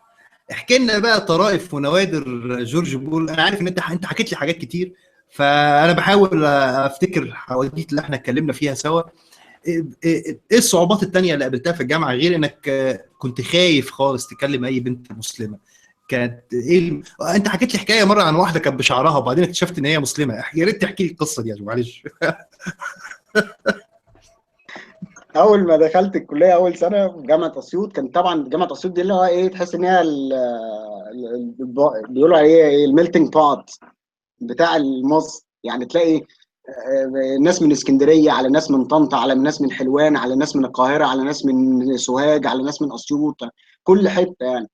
فاول سنه اول ما دخلت، طبعا انت عارف البنات المسلمين بيبقوا لابسين حجاب، ده وش يعني قليل جدا منهم اللي تلاقيه. فانت لازم تتوقع ان واحده مش لابسه حجاب تكون مش تكون مسلمه. فاول ما دخلت في بنت من اسكندريه، كانت بنت اموره جدا حلوه وبتاع، وكان اسمها نرمين، لابسه لبس عادي يعني، مش لابسه الجلاليب المجرجره بقى في الارض والبتاع والحاجات العجيبه وحواجبها مثلا زي ابي لهب كده في الافلام القديمه. يعني كان دايما المسلمين تلاقي حاجبها قد كده وبتاع، حرام ان هي تعمل حواجبها، ولابسه الطرحه وجلابيه امها، حاجات كده ايه. لكن المسيحيين اللي هو عادي ممكن تلبس اللي هو البلوزه اللي هي الربع كم دي بتاع، تلبس بنطلون ضيق ما فيش مشكله. فهي كانت لابسه كده ومش مغطيه شعرها واسمها نرمين. فاللي هو ايه يعني اكيد مسيحي، انا جه في دماغي كده ان هي اكيد مسيحي. وبعدين لازقه فينا، يعني لازقه في العيال المسيحيين برضو عاملين زي الدبان لما تلمع الزباله كده، اللي هو اول ما يخش كليه يشوفوا بعض ويبقى ده كده الجروب، وهم دول ايه، ما حدش يدخل في وسطهم غريب. صعب جدا انك تلاقي واحد مسلم في الشله دي. فلازقه فينا، بتقعد جنبنا، بتتكلم معانا. فانا قلت خلاص دي مسيحيه. فطبعا انا ايه، بقعد وسط المسيحيين ببعبع بقى، بطلع اللي في قلبي، اللي هو العيال بقى المسلمين ولاد دين الكلب، والواد الاخوان ابن ابو دقن ده عيل ابن احبه ومش عايزين نشوفه تاني وبتاع، ببعبع عادي. والاسلام ده قرفنا في عيشتنا ومش عارف ايه، وهي ما بتتكلمش خالص. يعني هي ما بتعلقش على اللي انا بقوله، عادي بتسمع الكلام ومفيش مشكله. والعمليه بيس جدا يعني. لحد اول يوم في رمضان، اول يوم في رمضان نرمين جت محجبه.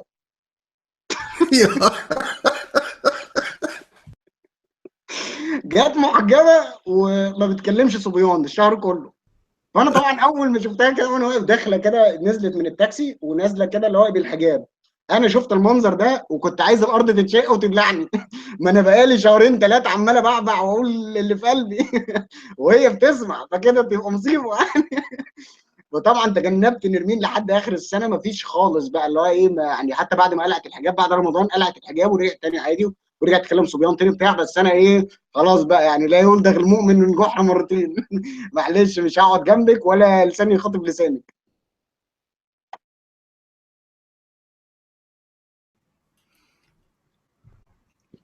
أزمة. بنحيي كل الأصدقاء اللي بتتابعنا في البث المباشر، وبنشكرهم على المتابعة. ولو في أسئلة حابين توجهوها لجورج يا ريت تكتبوها لنا، بعيد عن الشتايم بقى والجو ده. جورج، ايه تاني حصل معاك في الجامعة جدير بان انت تكلمنا عليه، وشكل نوع من الصعوبة اللي كانت بتواجهك كطالب، كطالب في كلية الطب؟ انت كنت كلية طب جامعة اسيوط يا جو. الموقف ده اتكرر معايا في ثانوي وفي الكليه، التعامل مع الاجهزه الامنيه. وانا مش هحكي التفاصيل يعني، بس من الاخر الاجهزه الامنيه اللي هو ايه تعسفيه جدا.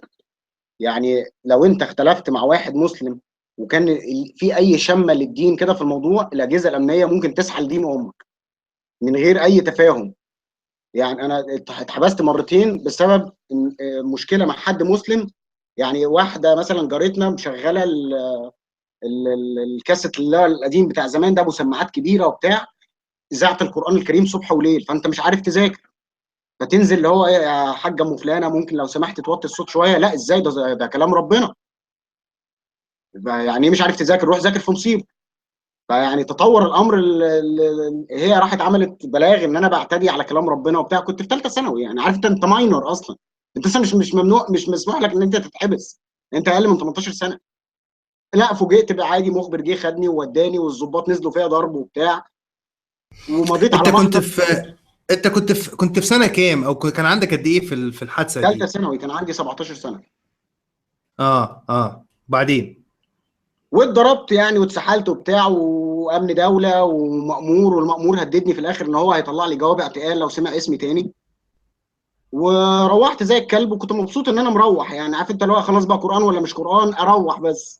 لان انا عندي ثانويه اه عامه وبذاكر وبتاع، فما مش ما في لا، مش احكي لنا جورج معلش يا جورج، في ناس بتطلب، احكي لنا القصه دي بالتفصيل، احكي لنا الحكايه دي بالتفصيل، ايه اللي حصل في البدايه لحد النهايه، معلش مره تانية كده، افتكر واحكي لنا.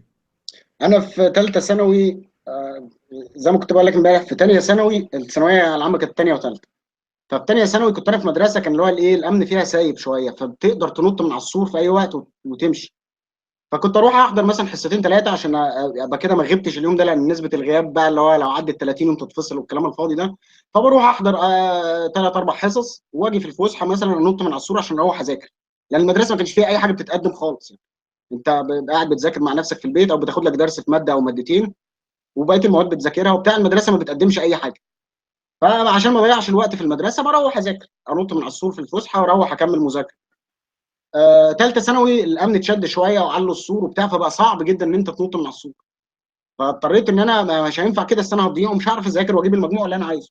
فاضطريت ان انا سحبت ملفي من المدرسه وقعدت منازل، عم حولت منازل عشان اخد السنه دي من المنازل واروح امتحن في المنازل عادي. صح. كان لينا واحده جارتنا مسلمه متعصبه جدا بدون اي سبب. يعني عارف انت اللي هو ايه، كانت دايما تشتمنا اوسخ الشتاء، يا كلاعين يا مش عارف يا نصارى يا صليب الحله يا مش عارف الحاجات البضان دي. المهم يعني، اول ما شمت خبر ان انا قاعد في البيت وان انا بذاكر،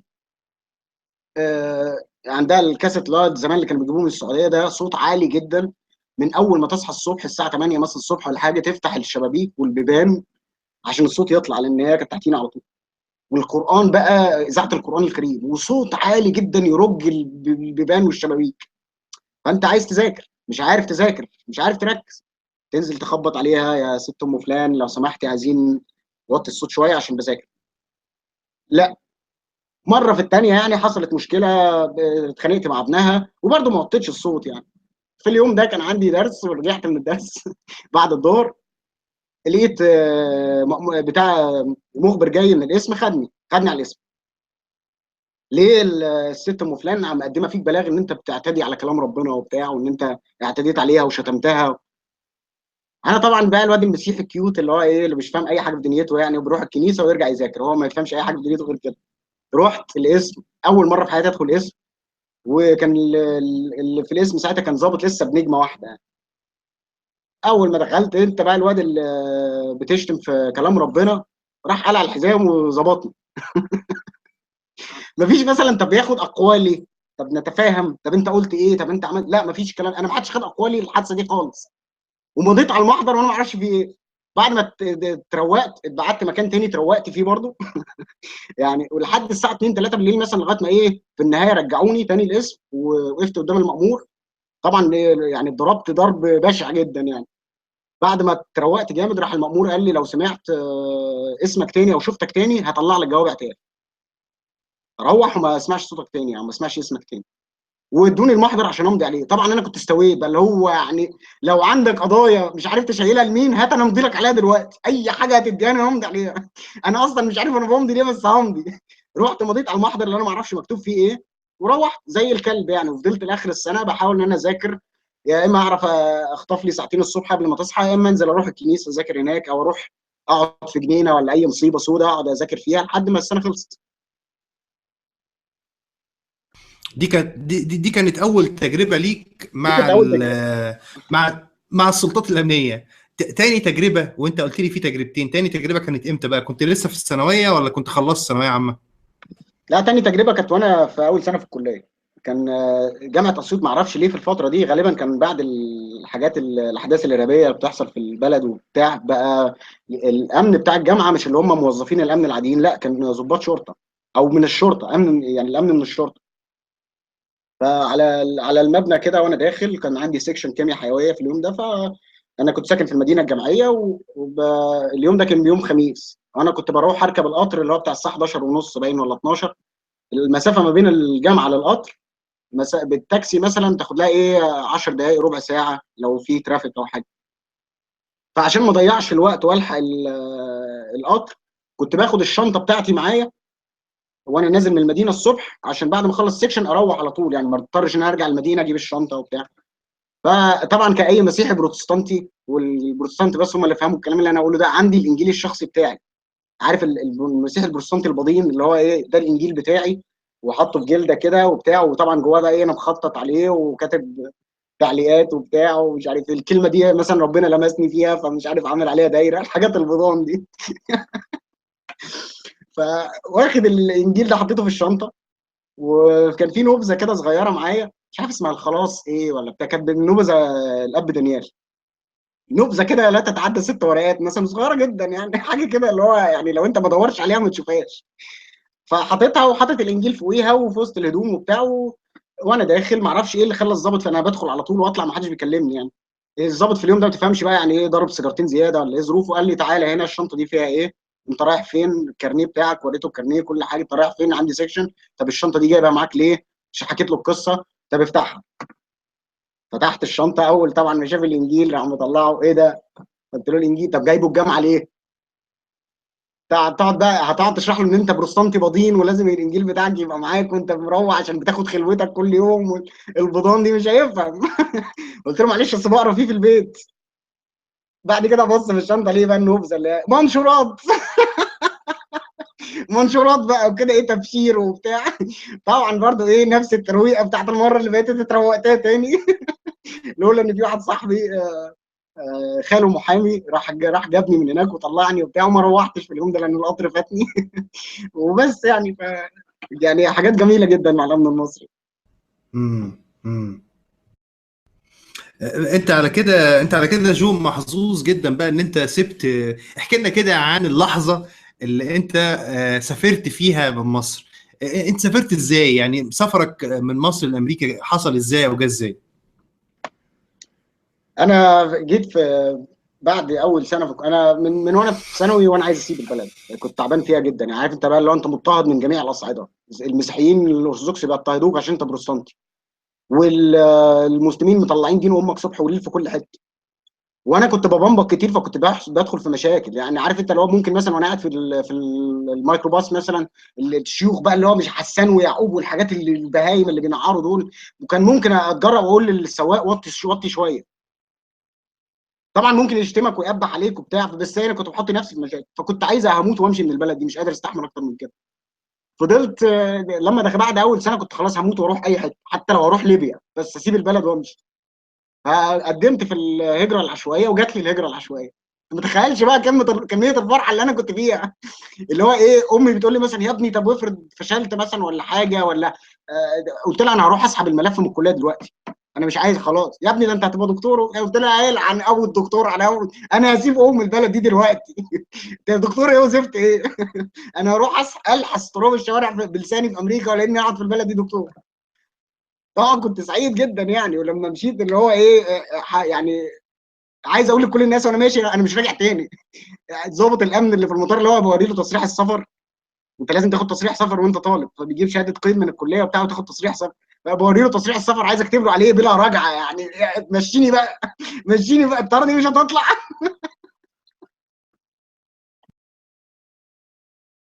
اه. سؤال جالنا على اللايف شات دلوقتي، بيقول ان على الرغم من ان ممكن يكون المسيحيين في مصر واقعين تحت اضطهاد كبير جدا، الا اننا ما شفناش جماعه مسيحيه مسلحه مثلا، او دعوه مسيحيه للجهاد في سبيل المسيح مثلا، او حاجه زي كده. كنت عايز اخد منك تعليق على الموضوع ده، على الرغم من ان اضطهاد كبير جدا واقع على المسيحيين. اللي بينكره يعني يبقى شخص مش يعني مش بيتكلم بشكل موضوعي. الا ان ما شفناش مثلا جماعه مسيحيه مسلحه، او ما شفناش جروب مسيحي مثلا بيقاوم بشكل مسلح. ايه تعليقك على الموضوع ده؟ صدقني انا مش عارف هي دي حاجه كويسه ولا حاجه وحشه يعني. لو كان مثلا المسيحيين اجدادنا زمان ايام عمرو بن العاص والغزو البربري ده، لو كانوا عملوا جماعه مسلحه ولا حاجه، على الاقل كنا بقينا زي لبنان 50 50 مثلا ولا بتاع، ما كانش العمليه ضربت كده يعني. بس يعني الدين المسيحي نفسه بيحطك في قوقعه ان انت مش من العالم ده، يعني دايما الكلام ده كان يتقال لنا. لما كنت اروح مثلا اشتكي للخادم في الكنيسه ان انا يعني طلعان دين امي والعيال المسلمين مسكوني النهارده في المدرسه طحنوا دين امي، فاللي هو ايه معلش، واحنا مش من العالم ده ودي مش مملكتنا، واحنا باصين على الملكوت، والمسيح اتضرب واتف عليه واتهان فاحنا مش احسن منه. عارف انت نفسيه الخنوع دي؟ فعلى طول المواطن المسيحي المسكين باصص على الملكوت بقى. يعني لو انا طالعان دين امي هنا معلش، بس في الملكوت بقى ايه، معلش ما سيدك اتف عليه يعني انت هتقول لا.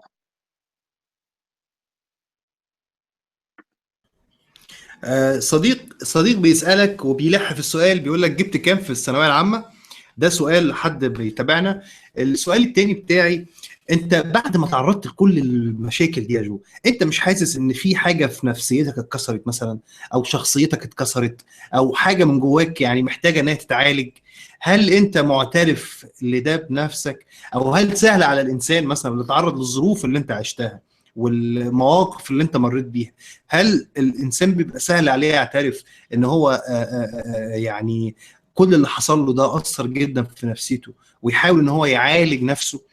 اتمنى يكون سؤالي التاني واضح يعني. انا اعترفت بالمشكله على طول اول ما حصلت.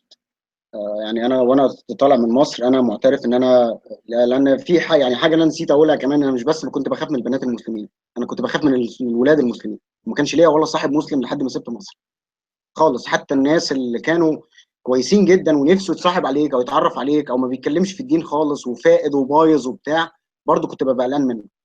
يعني كنت بحكي لك امبارح على واحد كان معايا في اولى ثانوي، ابوه مستشار، وهو الواد يعني ما فيش كان في مدرسه راهبات وبتاع، فهو متعود على المسيحيين، يعني كان في مدرسه راهبات في الاول في ابتدائي، فمتعود على المسيحيين واشكالهم واسمائهم وبتاع، فما عندوش مشكله خالص مع المسيحيين يعني، وبيحب يقعد في وسطهم او يقعد جنبهم. طول السنه بيحاول يتعرف عليا او يتكلم معايا او يعني يعرف انا ساكن فين، انا اي حاجه، وانا رافض تماما. بكلمه اللي هو ايه الكلام الجواب على قد السؤال، بحاول ما ادخلش معاه في اي حوارات، ما ادخلش معاه في اي مناقشات خالص. مع ان هو حتى ما كانش بيحكي لي حاجه دينيه، يعني مثلا بيحكي لي هو كان اولى ثانوي بقى، اللي هو ايه الواد البايظ الصايع اللي هو بيشرب سجاير، بيشرب خمور، عايز ينام مع بنات بتاع، فبيقعد يحكي لي الحاجات دي عادي زي الشباب بيحكوا مع بعض. انا مش عايز اسمع، لان مش عايز ادخل معاه في اي حوار خالص، مش عايز يبقى بيني وبينه اي حاجه. وفضل الواد يا عيني يعني يحاول يتعرف عليا طول الوقت. خلصت السنه والسنه اللي بعدها والسنه اللي بعدها، وبعدين هو كان فاشل جدا. ابوه كان عايز يدخله حقوق عشان يبقى مستشار زيه في المستقبل يعني، او وكيل نيابه، ما جابش حتى مجموع حقوق، فابوه دخله كليه شرطه. وقابلته بعدها بعد ما خلصنا ثانويه عامه وهو دخل كليه الشرطه، كان لسه في سنه اولى وبتاع، اللي هو ايه انا في كليه الشرطه ومش عارف ايه، خده وتعالى، وقابله في الشارع مثلا اللي هو ايه، تحس ان انا موجود عليا يعني، اول ما ينده لي وبتاع اللي هو ماشي ازيك يا جورج عامل ايه وبتاع وانت وحشني ماشي يا عم متشكرين جدا كويس. انت دخلت ايه؟ دخلت طب وبتاع. طيب ماشي، طب اصل انا مش عارف ايه كنت في مشوار نجاسه امبارح، ويقعد يحكي لي الحاجات دي، وانا اللي هو ايه المقابله دي مش هتخلص عشان امشي، لان انا حاسس ان انا موجود عليا. في الكليه طبعا ما كانش ليا ولا صديق مسلم، وكان في واحد في يعني وسط الجروب المسيحي ده كان في واد مسلم ما اعرفش كان ايه غايته ان هو يبقى مع المسيحيين. طول الوقت انا قلقان منه، طول الوقت انا قلقان منه جدا، وما بكلمش قدامه خالص. هو اكلم العيال المسيحيين بعد ما يمشي، الواد ده لازق فينا ليه؟ الواد ده عايز ايه؟ هو ليه معانا كده؟ ليه لازق فينا؟ فيقولوا لي يا عم مالك ده كويس. يبقى انا خايف ومرعوب منه ومش عايز اتكلم معاه في اي حاجه، مش عايز افتح قدامه اي مواضيع ولا اعرفه اي معلومات عن نفسي. فطبعا لما سبت البلد. الولد الولد المسلم ده انا. الولد المسلم ده انا. وبيلعب دور انا كنت بلعبه. كمل كمل. لما مشيت اعترفت بالمشكله، يعني انا ماشي وانا عارف ان انا عندي مشكله مع الناس المسلمين، مع الشباب او البنات او اي يعني اي جنسين، انا عندي مشكله. ففي الاول خدت وقت ان انا اعترفت بالمشكله ان انا عندي مشكله، وبعدين بعد شويه بقى لما دخلت في سكه الحياه وبتاع، اللي هو ايه، خلاص طلعت بقى من عبايه الواد المسيحي المضطهد، وبقيت افكر بعبايه الانسانيه يعني. لا ماشي، هو عنده افكاره الدينيه وانا برضو كان عندي افكاري الدينيه، وخلاص يعني مفيش مشكله، يعني هو مش مؤذي، مش هيعضني.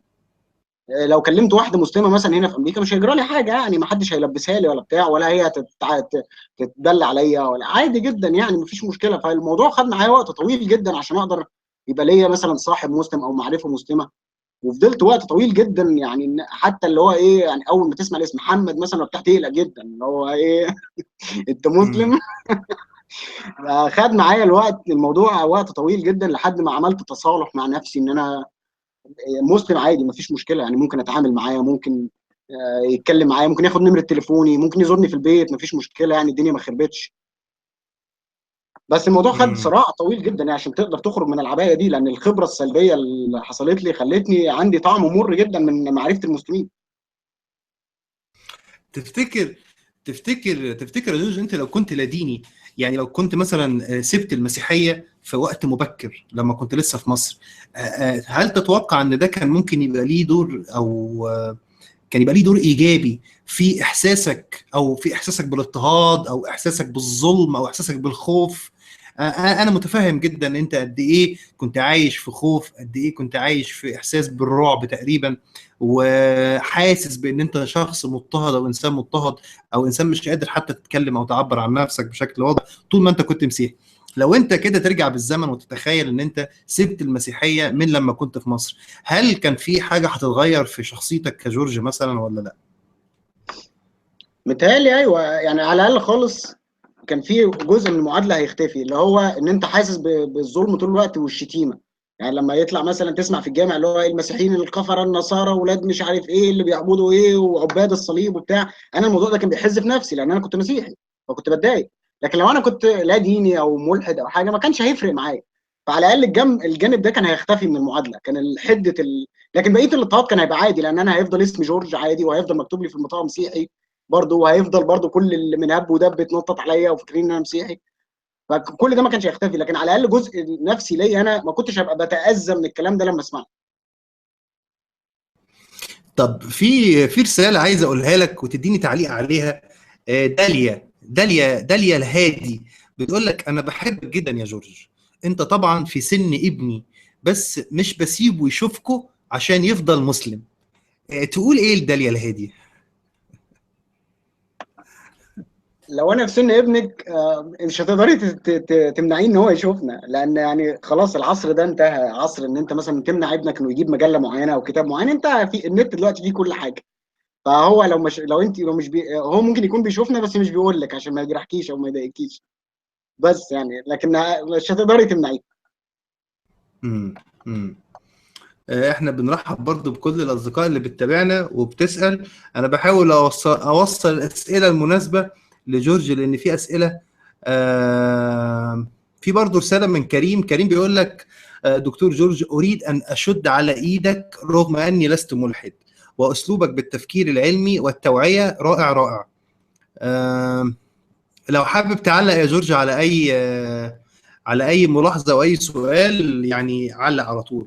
انا بحاول اقرا. في دكتور رمسي او رمسي بيقول لك: يا ريت تحط الايميل بتاعك يا جورج عشان هو حابب يتواصل معاك. آم، يبقى ممكن نبقى نحط قناه جورج او الايميل بتاع جورج في الاخر تحت الحلقه لكل الناس اللي حابه تتواصل مع جو. في سؤال برضو من ايجيبشن ما ردتش عليه انت يا جورج، بيقول لك جبت كام في ثالثه ثانوي؟ جبت 96%. يعني آه. دي مش عارف ليه الاصرار على الاجابه. في برضو سؤال جالنا من باكر. باكر بيقول لك كثيرا ما نسمع أن رجال الدين المسيحي بيأسلموا وبيسيبوا المسيحية، هل هذا الكلام صحيح؟ وهل تعرف أحد من رجال الدين المسيحي أسلم؟ انا شخصيا ما شفتش، هل ما اعرفش، هل بقى صحيح، ما اقدرش اعمم على العالم كله يعني، لان في العالم فيه حاجات كتير بتطلع، لكن انا شخصيا على مدار، انا عندي 31 سنه، ما شفتش في ال 31 سنه راجل دين انا اعرفه اسلم خالص يعني. شفت رجال دين ممكن يبقى ليه فكر علماني، يغير من طائفه لطائفه، لكن يبقى رجل دين ويسلم دي انا شخصيا ما شفتهاش.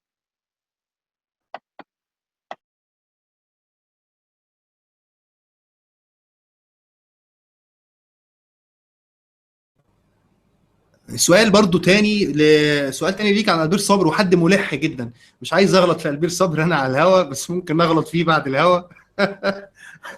وهسأل جورج آه تعليقك على قضية البير صبر يا جو. ده التطور الطبيعي للحاجه الساعه يعني، انا لو مكان البير كان هيحصل معايا نفس الكلام يعني، حتى لو انت بقى لا ديني ابن دين كلب اي حاجه، طالما انت اسمك البير او جورج او مايكل او اي حاجه انت مسيحي. فهو دي طريقه الغوغائيه بتاعت مصر، اللي هو ايه، في تلاقي مثلا، دي حاجه كنت بستغرب لها جدا، تلاقي واحد خمرجي وحرامي وابن دين كلب، وبعدين اول ما تيجي قدامه سيره الدين يقول لك الواد ده بيشتم ربنا، تلاقيه قام ضربك او بينتقم يعني. فاللي هو طب يا عم الحاج، ما انت مش لسه سارق وانت اساسا محبوس في قضيه سرقه، وحرامي وخمرجي وضارب برشام قبل ما تدخل، يعني فين القداسه دي عشان تقوم تدافع عن الاله؟ طب ليه انت ما بتلتزمش ده بالكلام ده؟ هي حاجه كده قبليه، وفكره تجيش الغوغاء والعامه.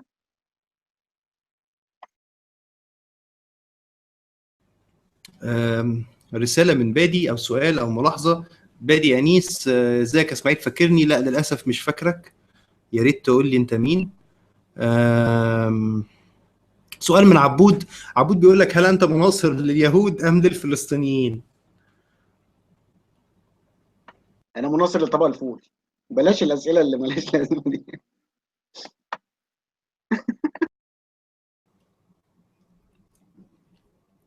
خلونا نتكلم على موضوع الاضطهاد واللي بيحصل للمسيحيين في مصر عموما. لو اي حد عنده اي اضافه في الموضوع ده ممكن ان هو يكلمنا عنه. ممكن بقى ناخد راي جورج مثلا في اللي حصل النهارده.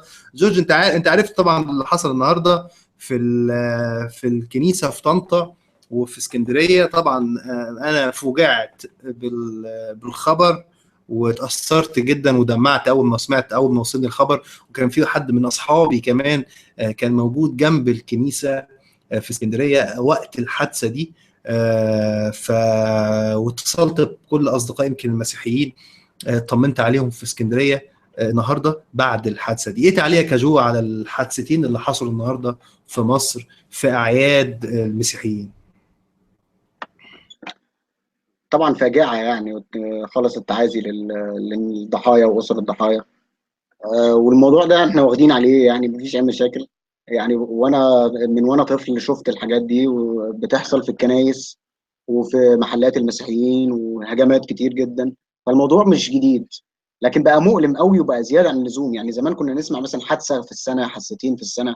طبعا كان في حوادث بتحصل كده على الجنب بقى، الكشح والحاجات دي، بس اللي هو ايه، دي الاحداث الكبيره. حوادث صغيره كده بتحصل ما بتسمعش عليها، او بتسمع عليها ما بيبقاش فيها ضحايا كتير، لكن الموضوع زاد قوي.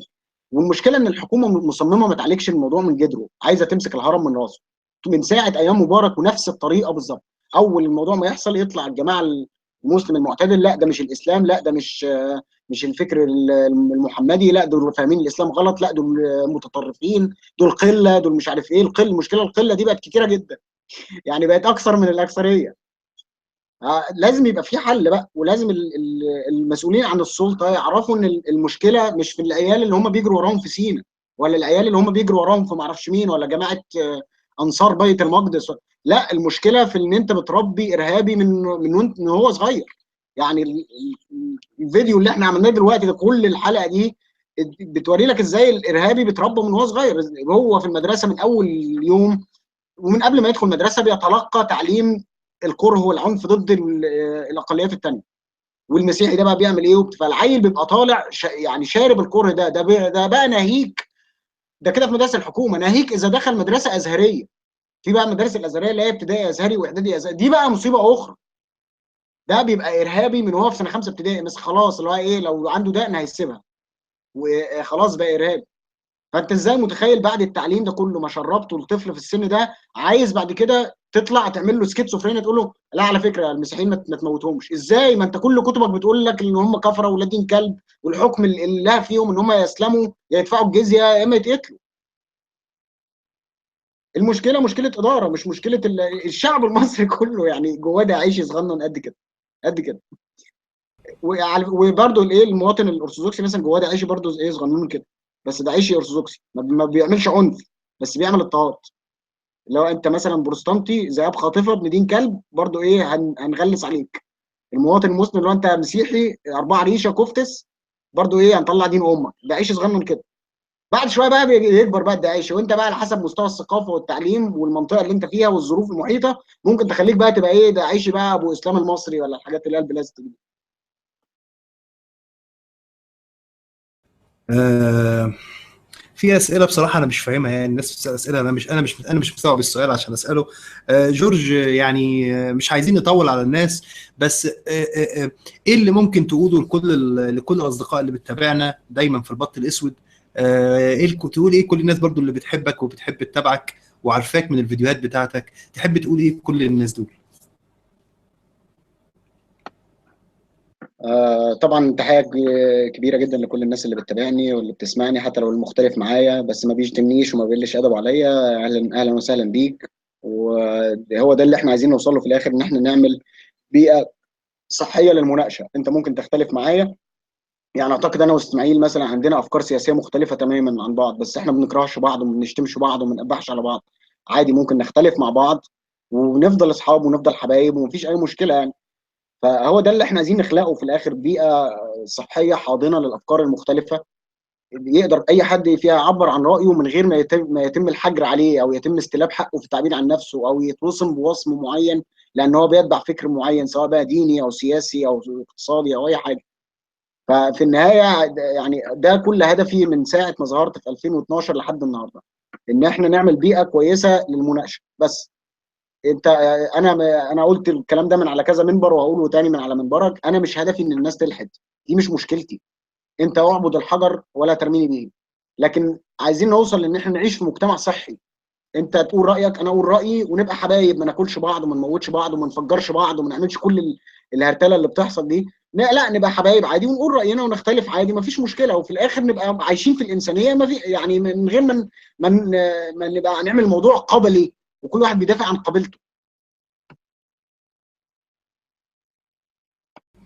انا بشكرك جدا يا جو على وجودك معايا النهارده، وانا انبسطت واستمتعت وزعلت برضو. انت اول ما كلمتني عن عن التجارب اللي انت مريت بيها، بصراحه انا اتاثرت جدا. يمكن ما اتكلمناش فيها النهارده زي ما اتكلمنا فيها بالظبط انا وانت بعيد عن اللايف. بس اكيد هتيجي فرصه واكيد هيجي يوم وهنوثق اكتر واكتر بشكل افضل كل اللي انت مريت بيه ده، لانه مش هينتهي ومش هيتنسي، وهيبقى فيه فايده كبيره جدا لناس كتير بعد كده واجيال جايه. انا بشكرك جدا يا جورج على وجودك النهارده، بشكر كل الاصدقاء اللي تابعتنا في برنامج البط الاسود. اتمنى ان انا افضل دايما عند حسن ظنكم، واتمنى اكون يعني خفيف مش تقيل. بشكركم وبشكر جو، واستنونا في حلقات جايه من برنامج البط الاسود. شكرا يا جورج. شكرا اسماعيل وشكرا لكل المتابعين.